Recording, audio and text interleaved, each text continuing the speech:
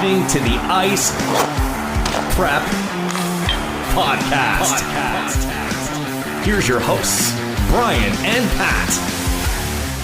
Well, hello, Pat. How's it going? Not bad. How are you doing, I think is really the big question here.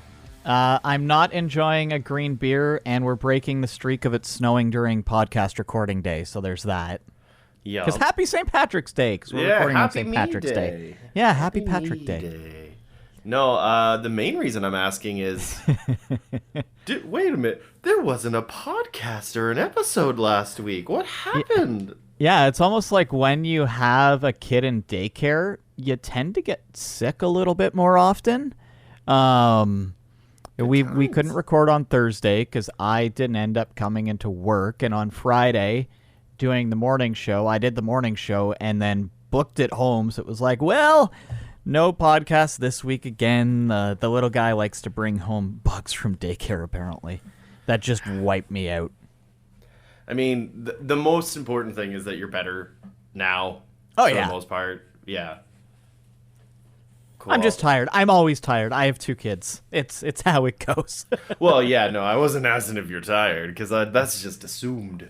But no, I just wanted to make sure that you were good, and also just to kind of, if anybody was wondering, where's the episode? That is what happened, unfortunately. But we are back. We are on episode 17 to match the day we're recording, March 17th. Wow. It's kismet. I guess I should ask, since I haven't for a little while, just because maybe somebody's curious. How's the outdoor rink, Pat? The backyard. How's the backyard swimming pool? Well, let me tell you about how it is 19 degrees out. And yeah, no, it's a soup. The tarp itself, our neighbor's dog has ripped a hole in, a big one this time, dug through. So now there is just mud everywhere. Our dog, it is not fun to take Lincoln in the backyard. It is worse than any other spring that we've had, and it is because we're emptying a pool's worth of water into the lawn that was already a mud pit. So I'm really excited to have to spend way too much money to reseed my backyard, and once again I'm asking the question, when did I become this person? Yeah, I've got a bunch of mud in my backyard when we had to tear some stuff out, and I'm already looking at it going, I'm probably tomorrow when I get home from work gonna have to go seed it, get that down. And yeah, I guess this is what happens when you get older than 30. You're like, I must think about my lawn. What can I do? It's not even like I must think about it. It's just like, I'm looking forward to figuring out how to fix this lawn. Like, it's like there's genuine excitement about it, and I don't like that. The last handful of Google searches, instead of being like hockey things or video game things or food things, it's like grass. When can I do grass seed with the weather? There's a lot of that in my recent searches, and I didn't think I would become that person. No, I don't know if I like it. I'm pretty sure I don't. But at the same time, hey, you know what? I can't rag on it because it brings me joy. So, that's true. You know what else brings me joy, Pat? See, I'm taking. Oh yeah. See, that was a good segue. I know yours are always just like the most awkward thing, and I'm like, I'll take advantage of working in radio for 15 plus years for my segues, and then make it awkward by talking about said segue. Segues. Yeah, trade deadline fast approaching. It is Monday at 5 or 6 p.m. I can't remember what the exact time is. I never know. It's either 4 or 5 p.m. I can't remember. But it was so dead, and in the last few days, things have started to pick up a tiny bit. Because obviously, before the last few days, the big trade was Tyler Toffoli going from Montreal to Calgary. He has been killing it for the Flames. And then, of course, we'll get to this, that Montreal did another trade. Your Avs have been involved in more than one. Seems like the top teams are loading up, and that's not surprising. So we'll go over the last few trades quickly from the last few days. There's been a few big names that have moved. Yeah, and just to kind of precursor everything, as we've mentioned, we are recording on Thursday, March 17th, good old St. Patrick's Day.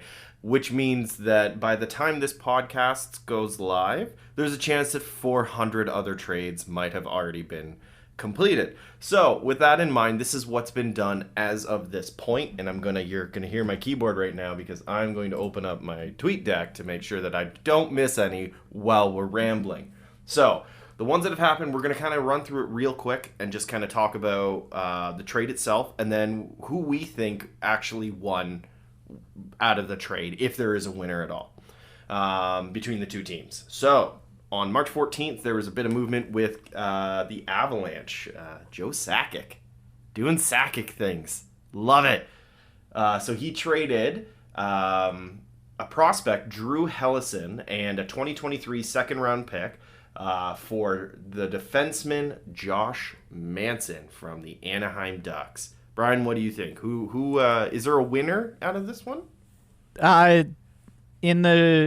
For the Stanley Cup playoff run, obviously the Avs are the big winner in this. You never know what a prospect is going to be. Mm-hmm. Getting that second is a big deal.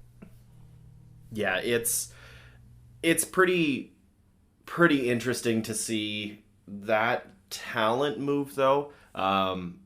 I was actually a little excited about Hellison. I'd seen Hellison before in the past. Like I looked him up just to kind of see who they had drafted, and he looked really good.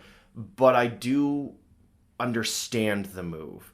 There wasn't a ton. There was too much depth, if you will, on the defensive side. Like you've got so many solid rookies in their decor that aren't even in the league yet, and you've got to try and find somebody like Drew Hellison to find a slot.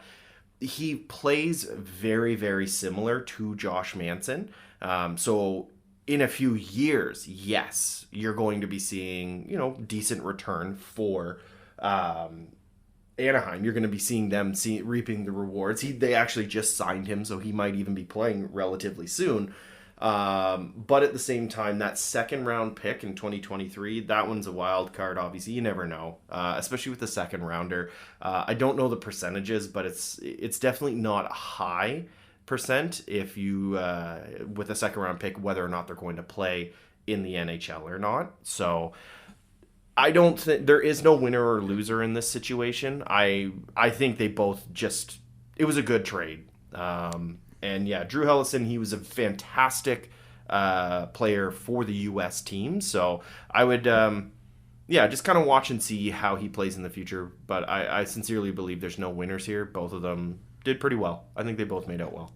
I mean, obviously, if the Avs make a deep run, go to the Cup final, win it, then it's like, well, yeah, they're the obvious winner in this one.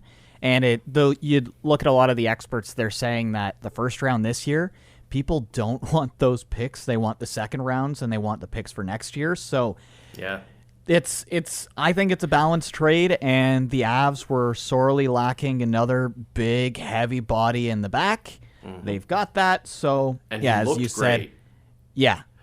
There's one thing I want to point out on this. I've already rambled a bunch on it, but even still, I really enjoyed that before this trade, a couple days before this trade, they said they weren't going to fill any of the holes that they had with Sam Girard being out or Gabriel Landeskog being out. With the two of them on IR, they said they're still going to be running with only 19 players, or 19 forwards, I think is whatever the numbers are. That's one less on each side. And everyone's like, what are you doing? Why aren't you bringing another? You need to bring another defenseman.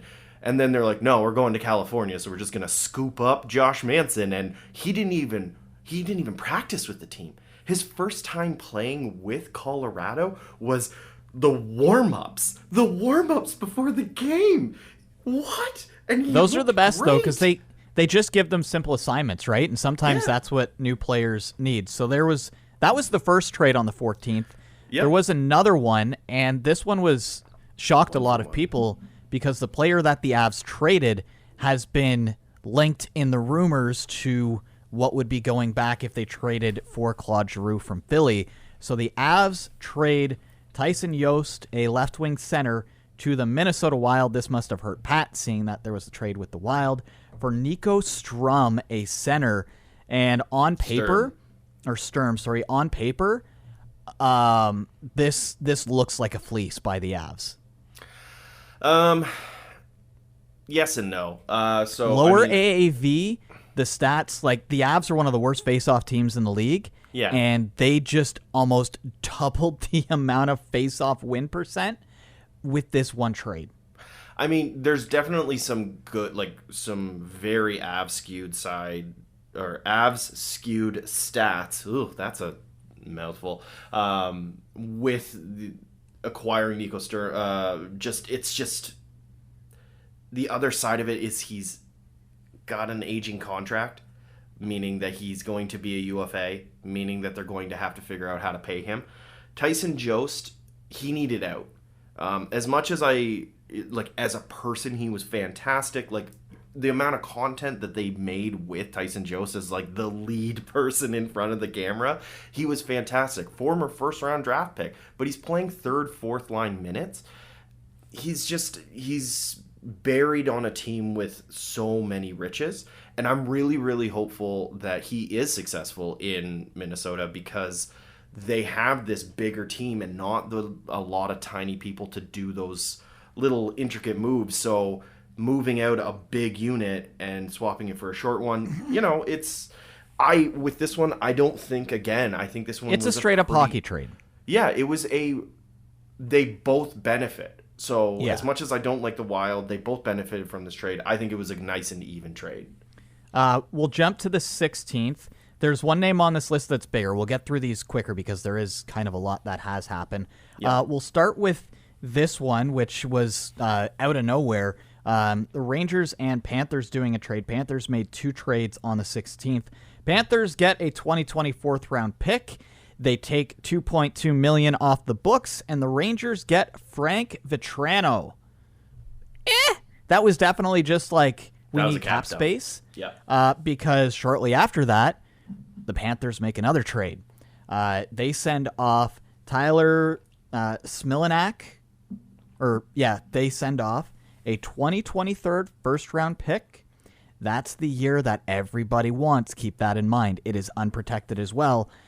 A 2022 4th-round pick. Ben Sharat heads to the Panthers. That team is stacked, and apparently they are not done. Just quickly from my side, this is one of those deals that how did the Habs get a first-round pick out of Ben Sharat? Good for them, and Florida might just be the scariest team in the East now. I am going to say that Florida lost both of these. In my opinion, I think that was a big old yikes. Dumping Frank Vetrano, he's having a great season. They could have gotten more. They're like the Leafs, though, that they've got an embarrassment of riches up front right now. It's that true. It's cap space. We know they're not done yet. There's other players out there. We half-jokingly, seriously said Phil Kessel will go to Florida. If you had the choice between Frank Vetrano or Phil Kessel, you're taking Phil Kessel 10 times out of 10. No, I would be taking Frank Vetrano out of the two of them. As much as I like Kessel, I think Vetrano can bring more to the team overall. It just feels like they might as well have just said future considerations for Frank Vetrano with a 4th-round pick. I would have fought a little bit harder, maybe do like a 2024 third. It seems really low. And then when it comes to Sharat, like they gave up a 1st-round draft pick for a defenseman that is okay. He is not 1st-round pick worthy in my opinion, but the market is terrible. The market's terrible, and what I've seen just quickly on this is a lot of people saying you can't look at his stats from this year because the Habs were forced to play him in a way that he's not meant to play because he didn't have a strong partner with him.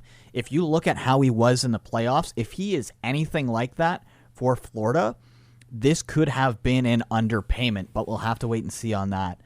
There was one more trade on the 16th. Ya boy Callie got traded, so instead of doing all these deals during the expansion draft, Seattle has decided, you want what we have now. Hallie Yarncook goes to the Flames in exchange for a 2020 second, a 2023 third, that's confusing to say, and a 2024 seventh. That just seems like a straight up, here's the player, here's some picks. Calgary knows that they kind of have to go for it in a sense, just because Johnny Gaudreau may or may not be back next year. I believe, is Tkachuk not on the final year of his 3-year that he signed? Or something? I'd have to look that up, but it's definitely a 2-horse race in the West right now between Calgary and the Avalanche. And Calgary has the one thing the Avs don't, and that is stable goaltending. So I think that this is a solid win. Hey, if you had the choice between Markstrom or Kemper and Francouz, I'm taking Markstrom every single time. Let me get there. No. I'm saying you were flat out wrong. They started off rocky, whereas Markstrom started pretty well, and same with Vladar. But at the same time, it's like the way you're putting it is like that they're in trouble because of their goaltending. No. Like, it's been 2 games in a row that Darcy Kemper's posted shutouts. So, like, no, both of them are equally good goaltending tandems, meaning that they're literally like neck and neck when it comes to quality of games. The games will be fantastic when they meet in the playoffs. I hope they do. But you saying that there's shaky goaltending? No. Like, for the first month, yeah. It's been, like, how many months? It's been 4 months since there was bad goaltending? Are you going to talk about the bad goaltending in Toronto? No. Like... everybody knows they have the worst save percentage in the league right now, and they're still winning games. So, I mean, you can outscore your problems. Yes, the Avs have had better goaltending lately, and they absolutely dummied the Flames the other night. I'll give you that. But if I still had to choose my goalie pair, if you're stacking them up side by side, Flames sit higher, forward and defense, Avs sit higher. That is more important when it comes to that. So that's where I'm going with that. This trade, good for both sides. Seattle, maybe they're finally starting to get some picks that they were so desperately trying to get when they had all these players that they signed at the expansion deadline. So this one, to me, is just a straight-up good trade for both. And apparently there's a lot of connections between Flames players and Calle Yarncrook anyway. So the one thing I wanted to say that we didn't actually mention during the Ben Sharat trade is that Montreal holds on to 50% of his salary. Which is why Florida is not done yet. If they're doing a retain, that's a big part of Florida not being done yet. And just doing one last quick check to make sure there hasn't been any other while we're doing this, and it doesn't look like it. So that's been the trade so far. Obviously, on our last episode, which was 2 weeks ago, we went over 12 players. Obviously, we just talked about Sharat. We both guessed that he would be traded. Neither of us guessed the team. The other thing on there that we were both correct on was Thomas Hertl would stay with the San Jose Sharks. Oh my God, that is an overpayment. But congrats to him making $8.125 million over 8 years. Nazem Kadri is going to make as much as Mitch Marner if this is the case. That is JT Miller. The two of them are just like money. The NHL right now is acting like the salary cap doesn't exist, and it is going to screw over some teams. Like, don't get me wrong, Hertl is a great player. I don't think he is worth that. If COVID doesn't happen and the salary cap is up near 90 plus right now, yes, it's still a tight cap. I think that's an overpayment, but I hope I'm proved wrong. Very rarely do we see 8-year contracts for players that are not coming off their ELC workout. So best of luck, San Jose. Yeah, with your very expensive 8-year contracts for like 4 of your players, and none of them look good currently. That just proves that San Jose still has a million miles to go. If they're still thinking, oh, we need to lock people up long term. How? You're supposed to be rebuilding. Get the asset. Like, Carlson's not getting any younger. Brent Burns isn't getting any younger. No. You lost Pavelski in the last little. Like, Couture can't carry the team by himself. Timo Meier, he's going to demand more money than what Hertl has. So it's like, they're in such a bad position. And yeah, it's just, I don't understand. Like, I get the mentality of I want to play in a place, I want to have job security pretty much for the 7 or 8 year contract length. I get that. You also want to lock up a good asset for long term. I also understand that. However, 8 years on somebody that isn't, like you said, ELC, so just like a rookie pretty much. You're locking up a person for 8 years. You are betting that for 8 years, this person is going to be worth, in theory, $8 million. So he'll be 36 at the end of his contract. Here's why, to me, it is a ridiculous overpayment. He has scored over 50 points once in his career. That was 74. A guy who doesn't get over 50 points in a season just got an $8 million contract. That is not... like... No, my God. Yes, a lot of people were like, Jack Hughes got paid 8 by 8. Jack Hughes is making less than Hurdle, is 6 years younger, and is currently point per game better and getting towards that for his career. Like, love Hurdle, would love to have seen him on the Devils, but good for him on making all this money. But San Jose, they are just digging their grave deeper and deeper. We didn't even want to talk about this, and then that came up. It's like they're still trying to figure out what to do with Karlsson and with Burns. Like, they don't know what to do when it comes to giving players money. They're like, so how much do you want? Okay, stay. Oh, so here's the actual thing they have to do. Is just fire everybody on their friggin' team. Like, fire everyone in the head office. Are you kidding me? Who made that choice? Who says it's like Vancouver? This seems like a good deal. It's like Vancouver just signing. It's like Peter Chiarelli signing players that, yeah, they're good to way too much money for way too much term, and then the next person has to deal with it. I will move on from San Jose because I don't want to get into... Should have been 5 years. Them. That's all I'm going to say. It should have been 5, and his salary shouldn't have gone from 2.4 to 8. Nope. If he was paid 6 to 6.5, we would have looked at that and said that is a perfect contract. That is not necessarily team friendly. He gets a good amount. So remember a few weeks ago when I brought up the Edmonton Oilers and the New York Rangers are the exact same team, except one has a world-breaking goaltender? Yeah. And then ever since then, you even pointed this out to me because you were like, all I'm seeing everywhere is all these comparisons between these two teams. This is one of my favorite tweets that I've seen.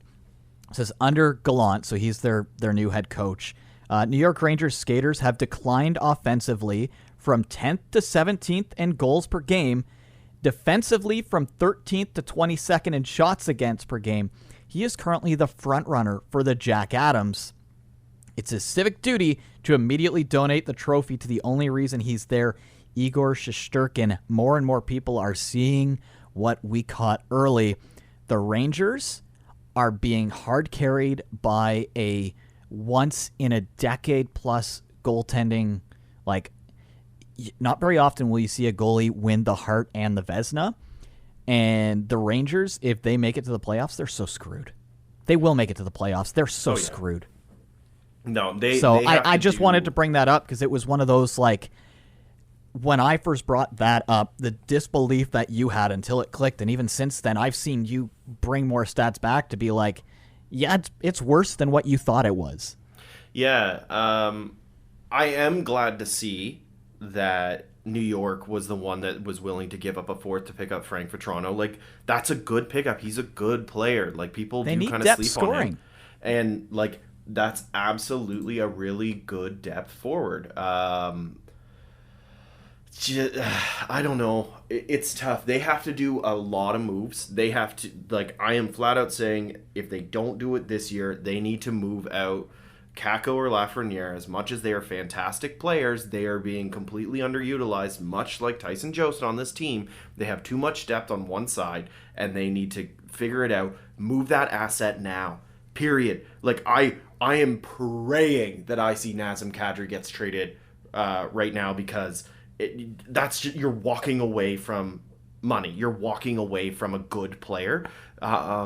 If you let it go. Hold on a second. Deadline. You want the Avs to trade away Kadri?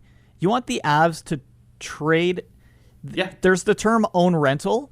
He not having him on your roster going into he's got the history of getting suspended. If he doesn't, the Avs become such a worse team without him. If they trade away Kadri, they've basically said we don't want to win the cup. Yeah, but you 1-for-1, or you spice it up or something. No, like you ride Kadri, hope he doesn't get suspended. You say bye-bye at the end of the season. Here's your ring. We'll give it to you when we play whatever team you're on next season. There's no like that. If Sakic did that, he would go from being a genius to like join Peter Chiarelli on the dunce cap table. Yeah, but you say that, but you don't know what the other side of it is. What if he comes back and somehow it's Giroux and Frost? Like, what happens if you've got these fantastic pieces that come in? Then you're trading for a player that has a higher AAV that you'd have to resign again next year, and an unproven commodity in Frost. That, to me, is you're still taking an L on that. Kadri is a better player than Giroux, all things considered. That is a downgrade that costs you more, that you're going to lose. Yeah, you get Frost, but he's kind of shown that he can play, but he wouldn't be any higher than the fourth line. But our big. Fourth line is that would be such a win for Philly and such an L for the Avalanche that it is like that would be an Avalanche one-sided trade for the Flyers in my eyes. I look at Kadri and he is over-indexed. He is playing way too high, and he is scaling back since hitting those numbers. He's still doing well, but it's just he moves to Philly, he's going to be nothing. He's going to be garbage. And I know that you can just get rid of it, but at this point, this is when you can pick up assets using him as a tool. And I know that it seems like a weird thing, but you can get somebody like, I don't know, maybe even now JT Miller, his contract's expiring. Playoff-bound teams, like the Avs are already locked in. Do not, at the deadline, trade away key pieces to try and bring something else in. That is how you want to destroy your locker room mentality, the players there that love him. Oh, yeah, he's gone. The guy that stepped up when our entire first line was injured, yeah, he's gone. He doesn't get to play with us. Pat, I have to be honest, that might be the worst take I've heard from you in a while. No, I sincerely believe if I was the GM, I would be looking, or I would be shopping Kadri to see how big of an asset we can get. This is not NHL 22, and I know you've won like 5 Stanley Cups in a row in that game, but that game is not anything close to real life. So, but this is the problem that I have with that mentality, though, of, oh, well, here's the, we're too afraid to do that. It's just, that's what's happened so many times in a row, over and over and over and over and over. It's the, okay, maybe not, oh, maybe not. And it's the ones that take the risks that see the rewards. And that's the way I look at it, is if I was GM for a year, I would be 100% all in on risk. They already took so many big chances with some of their trades that they've done. And I just sincerely believe that you look at what Sakic's been able to spin into gold, he has a list of players that are being undervalued, underappreciated, that he could package with a player that's properly valued and get 2 good pieces that can replace Kadri easily, because I don't think he's as good as everyone thinks he is. He's playing out of his mind, but you look at his overall statistics, he is a good second, maybe third line center going forward for the rest of his career. If I'm wrong, fine. I don't care. At the same time, I've seen him play in Toronto. I've seen him play in London. I've seen him play for Colorado, and I just do not see that as a positive going forward. Like, I feel like it's a missed opportunity to just walk away from that piece. So it's next season at the trade deadline. Nathan McKinnon has to sign a new contract next year. It's going to cost you over $11 million. You have to trade him. Same logic. No, because that's an all-star. That's your franchise piece. That's the person you built the team around. Why would you get rid of that? Nazem Kadri was somebody that they value. You have to pay him more money next year. His contract's going to be up. No, I'm not saying that at all. That's not at all what I'm saying. I'm saying that Joe Sakic is looking at Nazem Kadri and understands that he is playing much higher than he's actually worth. So right now is the time that he could make the most value for prospects, picks, and people that are valued properly to get more return from him. So if you look at a Giroux 1-to-1, no, that's not worth it, because Kadri, like you said, is better than Giroux. But if you bring in Giroux and you get a fourth liner or third liner that can just absolutely fantastic, but undervalued in Philadelphia because it's Philadelphia, then he looks like a genius. Plain and simple. That makes sense. It doesn't and will not happen. I can guarantee you that. I know it won't happen. I'm aware it won't happen. I'm saying this is what should happen. This isn't the NBA where star players just get moved around at a whim and then get traded again the next season and sign and do all of this. It's the NHL. Things like that don't happen. I know, and that's what bums me out. The only remotely close thing that you can think of in the last little while, and it still doesn't account because Ottawa wasn't making the playoffs anyway, was when they traded away Duchesne to Columbus, and Columbus decided to also keep Panarin and keep Bobrovsky. If they got rid of those, they were like, well, we're probably not going to be the best next year. They wouldn't have made the playoffs that year. So there's a difference between, but it wasn't getting Duchesne. That was from a non-playoff team. So I don't know in our life if we will ever see a second-line center who, he's overperforming, would ever get traded in a situation like you said. Video games, all day.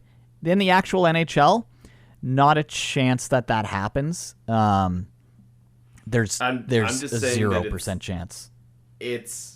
We can't even Jim Carrey it. There's a 0% chance. It's so disappointing that it is a 0% chance because it should be on the table in my mind. That conversation should be on the table, but it's not. And if it does happen, then I'm forcing you to buy a Nazem Kadri on Philadelphia jersey. Just because, man, the amount, because you will never be able to live that down. I know I'm wrong. Luckily for me, it'll never happen, so I don't even have to worry about that one. Let's jump from there because got a little heated on that one. Instead of New York. Just trying to look where to jump because there's been a lot that's gone on. Let's look at Arizona quickly because they started out as the worst team in the league. Something has absolutely clicked between them and Montreal. I saw the stat the other night. They were like the third and fourth best record for the past 15 or 20 games in the NHL. Montreal's been killing it with the advent of bringing in Marty St. Louis. Arizona's just decided, hey, we can score goals. And that's what they're doing. It's ridiculous. Wedgwood, who we joked about, he gets waived from the Devils, goes to Arizona, wins the game. He's done that twice now in 2 separate seasons. He's playing phenomenal. Their main goalie is... well, who is their main goalie at this point? Vejmelka, or however you pronounce his name. But it could be either of them. Yeah, it really could be. And the scary thing is, if Arizona started out, actually, I was thinking about this. When this all turned for Arizona? When they got rid of Lyubushkin. When everything turned on its head for the Leafs? When they got Lyubushkin. No, it's the other way around. The timing is so close. It's so funny, though. The timing is almost so close that both teams, swap from being good to bad. I prefer the chaos route, and that it's Nick Ritchie is the source of this. Because if you actually look at Nick Ritchie's numbers... Well, that's what happens when you bring in a player like Nick Ritchie to the Leafs, and everybody was like, he is our new Zach Hyman, and he's like, no, I'm not. No, and then he kept going down the line, couldn't get minutes, and then eventually Michael Bunting goes up, and he forces Matthews and Marners to go into the corner, and you realize, oh, they're really good at that without having Zach Hyman there. Nick Ritchie getting a chance to shine on a team. Montreal and Arizona are in the same mindset right now. Let's have fun, and let's ruin teams' days, and they are doing phenomenal at it. Well, yeah, if you look at Ritchie's numbers right now, so all season, so Toronto and Arizona, mash them together, he has 16 whole points. He is killing it. He is having a career season. He's not. With Arizona, though, out of those 16 points, he has 7 points in Arizona. He has played only 9 games. So he is very close to a point per game record, and he's shooting at 31%. So that's a little high, but there are certain players when they join a team that is full of superstars, they don't get the chance to shine how they are. That's why when Vegas came in, everybody was like, "Oh my God, all these players, how can they be so good?" They were always that good. They just couldn't shine with the other players around them, and you're almost seeing the same type of thing in Arizona right now. Obviously, having a 940 save percent goalie and a 942 save percent goalie helps a ton. And Nick Schmaltz just deciding, look out, everybody, I'm coming for the Rocket Richard for no reason, just for like a 1 week period. Coyotes suddenly are fun to watch. They've got the best jersey in the league. I would fight anybody who disagrees about the Kachina being the best jersey. Oh, it absolutely is. But, like, it's wild. When you look at all the numbers, it's absolutely bonkers. Nick Schmaltz is over a point per game. He's at 42 points, 41 games played. He's shooting at 23%. That's a good chunk of his season, and he's shooting at like 1 in 4 of his shots pretty much are going in the net. That's insane. Then you've got Vejmelka and you've got Wedgwood posting 940 plus in back-to-back months. Wedgwood posted his 942 in February, and Vejmelka is posting 940 currently in March. Both of them having nearly identical games played, 5 and 4. So again, that's insane. The weirdest, craziest part about all of this, and it's the reason why I wanted to talk about this. Like, you can't see how friggin' animated I am right now. They have, in the last 10 games, the lowest shots on goal. The second lowest shots on goal in the league. Only team worse is San Jose. Gasp. And throughout the entire season, they are in 32nd place. The weird part, in their last 10 games, Arizona has the most shot attempts per game. So they are shooting, they're not getting through, and the ones that are getting through are going in. It's insane. I don't understand it. The ice is tilting in the right direction. Like in their last 10 right now, they're 7-3. You've got another team at 7-3 in Nashville, Vancouver 7-2-1, Boston 7-2-1, Calgary 7-2-1, Carolina 7-2-1. The Arizona Coyotes have a better last 10 than the Avs, than the Panthers, than the Bolts, Tampa. than the Leafs, than the list goes on. It is stupid. It is fun. I love it. And they are playing themselves out of potentially getting that first overall pick. But I mean, everybody wants next year and the year after that anyway. So they're a fun team to watch right now. And if the Leafs or the Avalanche are playing, just bet the house on the Yotes because they're going to win. Yeah, I don't know how they do it. They're taking down all the top teams, and you know what? Good for them. I love it. I have this weird soft spot for Arizona. I think it's because it's just like, oh, you tried. But with the like sticker star that's just like slightly off tilted. At least you tried. Yeah, exactly. They get a participation ribbon every single season, and literally their new arena is a physical equivalent of a participation ribbon. But I just love it. I love this weird narrative that's building between the Canadians and the Coyotes, because it doesn't make sense. Why are they trying so hard to win games? They shouldn't be. Shane Wright is a fantastic player. Why are they not tanking for the first? It's great. I don't think that they're, well, obviously they never want to lose, but I don't think they're like going out being like, we're going to destroy all these good teams. They're going out having fun.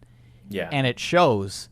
Like, something good, a good save or a good goal happens, their whole team goes ballistic. It's just like happy fun. And the team that they're playing against, it's like the exact opposite, because it's like, okay, the Coyotes, and it's like, oh, yeah, the Coyotes, they're coming in hot. So it's one of those. It's like the Ottawa Senators the last few years. It's like if the season started now and then went forward, they would stand a chance of making it in. But this I mean, year, they're gonna end up trading away a ton of their roster, anyway, most likely. Yeah. But I mean, good for them. It's fun to watch. Who knows who will end up with Shane Wright at this point? Yeah, and I mean, watch the lottery draw the person that's like 12th place in the league, so it doesn't even matter. And they're like, which well, right now would be the Detroit Red Wings, I believe. Sorry, the New York Islanders. Oh, no. No, that sucks. I would hate to be Shane Wright and have to go to, like, I would rather go to Arizona and play in front of 4 people than play for the New York Islanders. I don't know. There's just some about that team. And I don't really hate them. It's just like, I watch their games and I'm like, boy, this is boring hockey. I've never been so bored watching a hockey game than any game with the New York Islanders. There was a game, it was New York Islanders versus the Minnesota Wild. I don't even think alcohol and getting like blackout drunk would have made that entertaining to watch. Oh my God. It was pulling teeth and having your nails pulled out at the same time. It was torture. It was awful. Yeah, it's almost like the style that got them almost to the Stanley Cup final the last 2 years. Teams have figured out and they said, screw you. Yeah, and even when they were going to the Stanley Cup finals, it was boring hockey because it was low event, because they were so good at shutting down good players. So it's not saying that they're a bad team. I mean, they started off really bad, so there's maybe a little bit of that. But last year they were a fantastic team because they were really good at that. But I like a glass of warm milk would have kept me up longer than watching a New York Islanders game. My goodness. I want to move from there to one thing before we hit games of the week, and that is what is going on in Vegas. The opposite of Arizona. Yeah, no kidding. As it stands right now, they have 1 point up on the next wild card team. Dallas has 4 games in hand. Vancouver has 1 game in hand. Winnipeg has a game in hand. If Vegas can't figure this out because they are missing most of their roster at this point, Leonard might not be back until the playoffs. You know, Stone's not coming back. The majority of their team is gone. They're going to have to swing at this trade deadline. They've already swung, obviously, bringing in Eichel. If they don't make the playoffs, it'll be fun to watch that blow up in the offseason because you know that their owner is going to be like, bring me people who can win hockey games. And they'd be like, we had $35 million in cap space on IR. You'd be like, I don't care. They are one of the worst teams in the league in the last 10. Mm-hmm. Well, they still very luckily sit in the second wild card spot, but unfortunately for them, Vancouver's turning it on. Dallas is turning it on. LA and Edmonton are being consistent with their wins. So maybe we guessed wrong with Vegas at the start of the season where like they have to hold off until Eichel gets there and then they might be able to sneak in.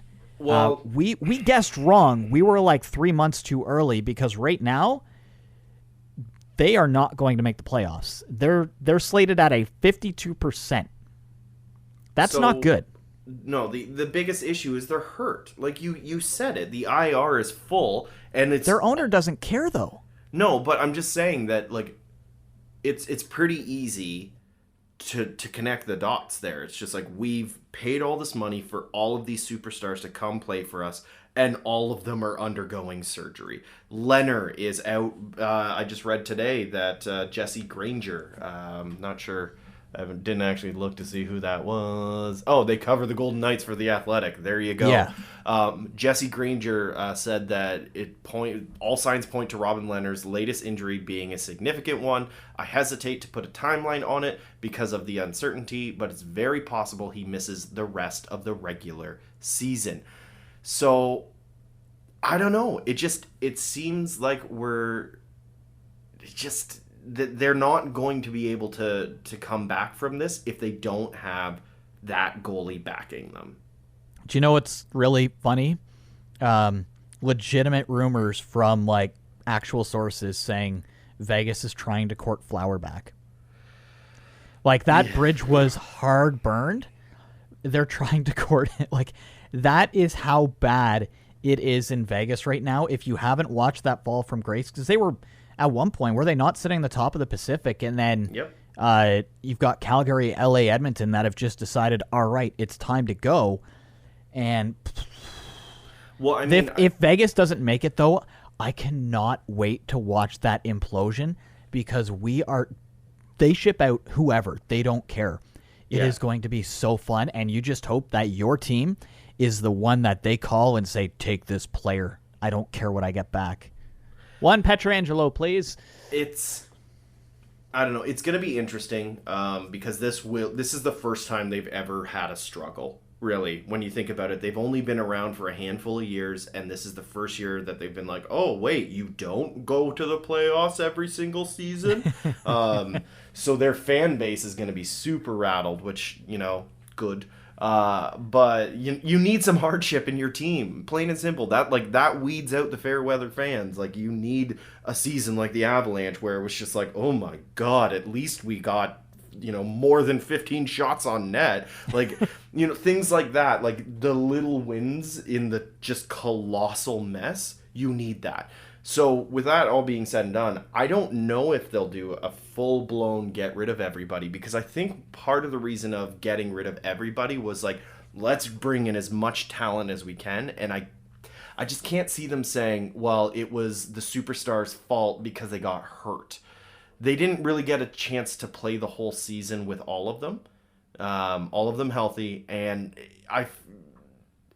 it would be weird for them to blow up that team. Maybe third and fourth line, they light those guys on fire and ship them out to sea, but I just can't see them getting rid of like Pietrangelo and Stone. I'm just and basing Eichel that off of like hearing Merrick and Friedman from 32 Thoughts talking about it, because they've basically said that the owner of Vegas, he wants to win. He doesn't take excuses, and which is why it's like, what are they going to do? I have the feeling they're going to be busy on Monday. Can't wait, which of course is the trade deadline. Mm-hmm. Do you have anything else to add there, Pat? With the Vegas stuff, I don't know. I mean, you don't want to play them in the playoffs. They keep eliminating you, so. Yeah, but it is sad to see a team that is so good. They are such a good team. Every player on that team is very good, but it's just with so many of them hurt, and they're relying on these untested rookies and just people that aren't really ready to be on the team, or just in spots that they shouldn't be in, matchups that don't make sense, goaltending that's terrible because they're too young, they're unproven, they're not playing their role. And seeing a team implode like that was supposed, like, I think most people assumed they would be top of their division. Oh, yeah. It sucks. I mean, it's great. It's a great narrative, but it sucks for the team. It sucks for the people on the team. I feel bad for Eichel. I was going to say, that's the only person that I feel bad in all of this, because I want to see Eichel in the playoffs, because I feel like he's going to be a monster, because he's got the runway up to it. But we'll see what happens with Vegas. Obviously, everything can turn on a dime. Look at Arizona and Montreal jumping back in. But I think it's time to go to this. The Ice Prep Podcast presents Games of the Week. There's no last week's Games of the Weeks, because obviously I was under the weather, so we didn't do a podcast last week, so we don't have to worry about that. We'll start with yours, just because we just talked a little bit about one of the teams. Go figure. Who would have thunk it? So my game of the week, Vegas at Minnesota. So that's Monday at 8. The reasoning behind it is kind of in part of what I've said about Vegas already, where they're struggling, they're fighting to hold on to that spot, but Minnesota is not doing wonderful as it is anyway. They picked it up since the last time we talked about them. They've what were their last 7? I haven't even looked at what. You mean they picked it up by continuing to injure and bear hug and maul more players and get away with it? Okay, so I'm going to touch on this. Don't get too much into it. I'm going to touch on this quickly. The one thing that you mentioned, there was a goal that Jordan Greenway, my most hated player in the league, alongside Matt Dumba, just because they injure people. Matt Dumba, he hurt somebody in a different game. He went to, I can't even remember which game it was, but he went to fight the person who was like pretending to. Then I believe it was Detroit, actually. Yeah, it was the Detroit game when he busted the head open of Lucas Raymond. Yeah, busted his head open on the ice, continued to punch him in the face while he's on the ice bleeding out of the back of his head, and Raymond's trying to just protect himself. Then, when he gets called out for it and somebody wants to fight him, he cowers away. He's a coward. By the way, didn't get suspended for that. Austin Matthews suspended 2 games. We didn't even touch on that, so I mean... Yeah, well, I mean, I think enough has been said about how completely stupid... Spin the wheel! Yeah. The player safety department is just, it's an oxymoron. But the one thing I do have to say, though, is you had Jordan Greenway with the goal that you were referencing there. Again, he bear hugs somebody to the ice, pushes their stick away from them. If you watch it closely, elbows him in the head twice, gets up and scores the goal. That ends up being the game-winning goal against Boston. I'm not a Boston fan, but I was furious watching that. I couldn't believe that happened. Even Wild fans were like, we didn't deserve that one. Like, that's when you know it's bad when the home team is like... Well, so here's the thing, though. I went looking to see people's takes on it, and it took a long time to find people being upset about it. I couldn't I saw a ton on Reddit on the live thread for it. On this, if you go to the dedicated subreddit, they're like, yes, we got away with it. But... It's so bad. Anytime you watch one of their games, it's just like, who is going to injure someone? Who is going to do something dangerous? Every single game, the Minnesota Wild does that. And that's why I'm excited for the Minnesota versus Vegas game, because Vegas has nothing to lose at this point. So it is quite literally going to be a melee. They are just going... Oh, Vegas is going to trade for a whole bunch of goons and be like, it's our time now. Yeah, we're the new Broad Street bullies. Yeah, they're gonna just have a lineup from the third, fourth pair is just going to be people that are 6'7" or taller. The Vegas is gonna finish off the season, make the playoffs by becoming the Danbury Thrashers of the NHL. Trashers, sorry, Trashers. Trashers, but yes, it'll be a good game because it will be chaotic. Vegas. It may not be good hockey, but it'll be entertaining good. It'll be entertaining good, and both teams have a lot to lose. That's the thing. Both of them. Minnesota was like a lock for the playoffs, and they're slipping. Well, I shouldn't say slowly. They've slipped a ton. Right now, they're like Nashville could jump them, and then suddenly they're in a wild card spot. So I sincerely hope that Minnesota is able to hold on, or gets knocked out, because I don't want them to be the matchup against Colorado, because they'll injure them. As soon as they go down in the game, they injure players. It's bad. You want St. Louis, Minnesota in the first round, because you just want those two teams to decimate each other and then pick up you'll eat the scraps. Take out Falk and Perron, and we're good. We'll move on from there, because Pat gets on the Wild sometimes, and it's really funny. Tuesday night, we kind of touched on both of these teams a little bit on this. So I've got a Central taking on a Pacific. One team on the outside looking in. Technically they're in right now, but Edmonton taking on Dallas. Edmonton has slowly started to figure things out. Obviously, Mike Smith is not part of them figuring things out. Mm-hmm. Koskinen is actually playing good right now. You and I had on our trade bait list that we think that Marc-Andre Fleury is going to end up in Edmonton. We'll see about that one. But Edmonton and Dallas is in trouble the longer they keep their current head coach, and I don't think they're going to get rid of him. They cannot score goals, and it's only like they have one kid who can score goals, and he scores hat tricks, and then they get shut out by a rookie. So Edmonton should just absolutely decimate them, but obviously it's Edmonton as well. So I think it'll be an entertaining game in the fact that, for all we know, it could be a playoff matchup, or it could be seeing the rise of one team and the complete fall of the other right after the trade deadline. Yeah, I look at Dallas. They play really similarly to what New York Islanders were doing last year. So really low event hockey. They don't do a lot with it. They also are suffering from some injuries. You know, one of their goaltenders is out. Which one was it? Oh, was it Hudobin? Yeah, I believe so. And then luckily for them, they've got Jake Ottinger, who's been killing it. But because of the injury, now they can't trade Oh, who was on the Canucks last year and won the cup with the Capitals? Braden Holtby. Holtby. Yeah, so now he can't be traded because they wouldn't have a second goalie. So who knows what'll happen. That's my game of the week. That one is on Tuesday night. Of course, Pat is Monday night. Vegas taking on Minnesota. We'll see how right we are on these ones. I must say, good to be back doing the podcast again. I miss weeks where we don't get to do it. Yeah, same with my wife. She just could. The amount of times I was like, but Claude Giroux, if he comes to Colorado, and I could see the glaze on her eyes, and was just like, I would rather jump in front of a truck than listen to this conversation. One of these days, right, she's just going to like grab your phone and call me and just be like, just talk to him, please. One of these days, to vent hockey. We're going to have to do quizzes of things that I have talked about to her to see if she was listening. And I don't think that she would appreciate that at all. No, let's not do that and get everybody involved in trouble, because I would also get in trouble for that, so we won't play that game. Want to say thank you to everybody for tuning in. Episode 17. It's a absolutely gorgeous St. Patrick's Day outside. By the time you hear this, obviously it'll be Friday. The episode won't be out till Friday for when you're listening. So who knows what trades will have or won't happen, but we're getting to the final 72-ish hours of the trade deadline, so should be fun. Anything to add, Pat, before we close it out?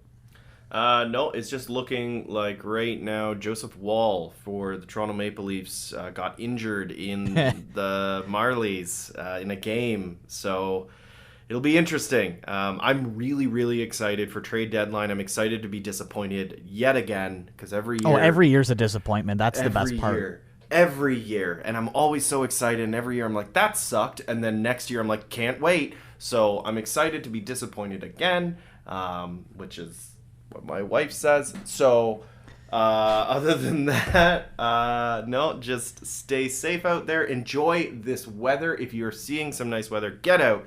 Go for those stupid little walks and for your mental health and all that stuff, because mental health is important.